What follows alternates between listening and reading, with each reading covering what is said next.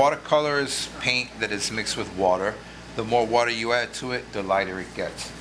We have the paint tray, we have the palette with the different little sections, we have the little cup for clean water, and then the big container of water to wash your brushes.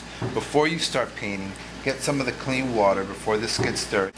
We're going to use this water to mix the paint. I'm going to take a little bit of clean water using the brush as a sponge. I'm just going to put a little bit into one of the little sections here. It's just a little bit. Okay, then what I'm going to do, I'm going to choose blue. I'm going to take the brush already wet with water and I'm going to put it into the blue and I'm going to swish it around in there, making it nice and muddy. And I'm going to take that brush, I'm going to mix it into this water. Now, I only went one time, well not two times, into here, so it should be a really light blue. Let's see. Dip in here, rub it once, twice on the side, and then we can start painting.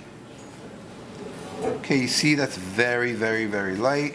So what I'm going to do is I'm going to wet the brush again, and I'm going to go back into the paint, and I'm going to keep bringing some paint into the water over here.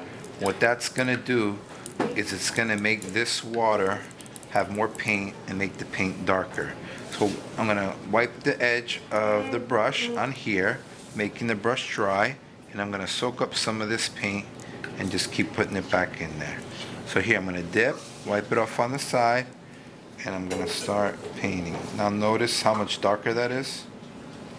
Okay, so more water, lighter color. And what's great about watercolor paper, it's very strong, it's thick, and it absorbs the water, so you can go back over any areas that you've already painted.